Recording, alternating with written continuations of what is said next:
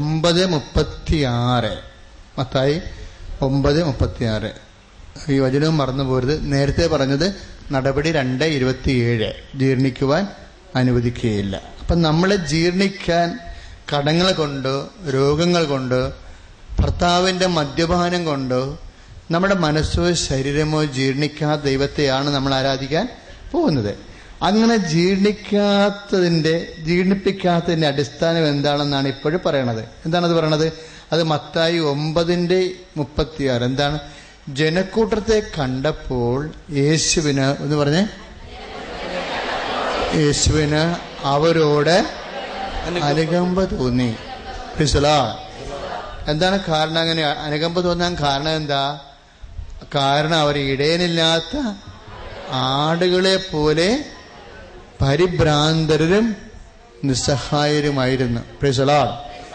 നമ്മൾ പലരും ആ അവസ്ഥയിലാണ്. പരിഭ്രാന്തരുമാണ്, നിസ്സഹായരുമാണ്. നിസ്സഹായരെന്ന് പറഞ്ഞാൽ ആരാ?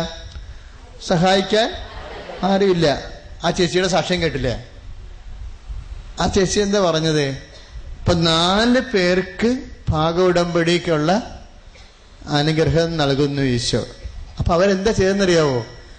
അവര് ഉടനെ വിശ്വസിച്ചു. അതിലൊന്ന് ഞാനാണെന്ന് വിശ്വസിച്ചു. പല ചേട്ടത്തി ഇത് വേറെ ആരെങ്കിലും ഇത് പറഞ്ഞായിരിക്കും എന്ന് വിചാരിക്കും.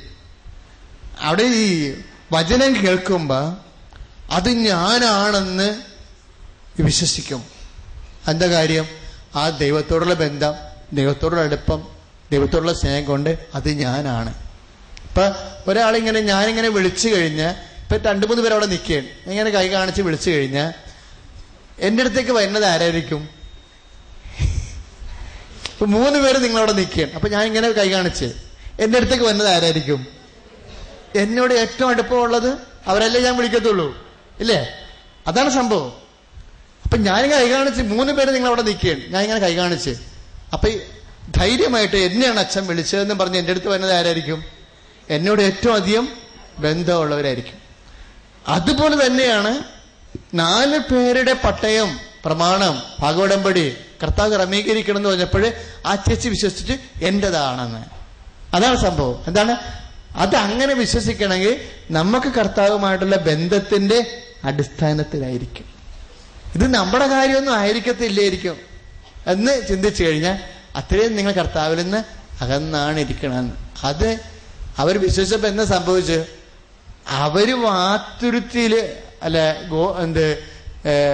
നമ്മുടെ കൊച്ചി വിമാനത്താവളം ഇല്ലേ, കൊച്ചി വിമാനത്താവളം ഇപ്പൊ അതിന്റെ ആവശ്യമില്ല, അത് നേവിക്കാർക്ക് കൊടുത്തു. അത് വെണ്ടുരുത്തിയാണ് നിൽക്കണത്. ആ വെണ്ടുരുത്തി വിമാനത്താവളത്തിന്റെ അവിടെ മുഴുവനും താമസിച്ചിരുന്ന ആൾക്കാരെ ഗവൺമെന്റ് കുടിയൊഴിപ്പിച്ചു. അവിടുന്ന് വെണ്ടുരുത്തി വിമാനത്താവളം എന്ന് പറയുമ്പോൾ 10-40 ഏക്കറിൽ നിൽക്കുക. ആ 40 ഏക്കറുകാർ അവിടുന്ന് ഗവൺമെന്റ് കുടിയൊഴിപ്പിച്ചിട്ട് വേറെ സ്ഥലത്ത് കൊണ്ടുവന്ന് ഗവൺമെന്റ് സ്ഥലം കൊടുത്ത്. ആ സ്ഥലത്തിന് എന്താ കൊടുത്ത ഗവൺമെന്റ്? പട്ടയം കൊടുത്തില്ല, കൈച്ചീട്ട് കൊടുത്ത്. കൈച്ചീട്ടാ കൊടുത്തിരിക്കണത്. സെന്റിന് എത്ര രൂപ കൊടുത്തു? 1 രൂപയ്ക്ക്. സെന്റിന് 1 രൂപയ്ക്കാണ് ആ ചേച്ചിയുടെ അപ്പൂപ്പന് ആർക്കൊണ്ട് കൊടുത്തത്. ഇപ്പൊ ആ സ്ഥലം പൊക്കോരോ ചെയ്തിട്ടില്ല, അതിന് അടിസ്ഥാന വില ഇട്ടിട്ടില്ല. ഇപ്പൊ ലോൺ എടുക്കാൻ ചെന്നപ്പോൾ പറയും നിങ്ങളുടെ സ്ഥലത്തിന് അടിസ്ഥാന വിലയില്ല എന്ന് പറയും. അടിസ്ഥാന വില ഇടാൻ ഇവർക്ക് ആർക്കും ഈ നമ്മുടെ വില്ലേജ് ഓഫീസറിനോ തഹസിൽദാറിനോ അടിസ്ഥാന വില ഇടാനും അറിയില്ല. അത് ട്രിവാൻഡ്രത്തെ ഓഫീസിലേ പറ്റത്തുള്ളൂ. അത് ട്രിവാൻഡ്രത്തെ ഓഫീസ് കൊടുത്താലുള്ള കുഴപ്പം എന്താ? ഈ വില്ലേജ് ഓഫീസർ എഴുതി കുത്ത് തഹസാലിൽ പോയി തഹസാലിന്റെ ഒപ്പം കൊണ്ട് അത് ട്രിവാൻഡ്രത്ത് ചെന്നാൽ അവിടെ കേരളത്തിലുള്ള എല്ലാം വന്ന് കിടക്കുകയാണ് അവിടെ,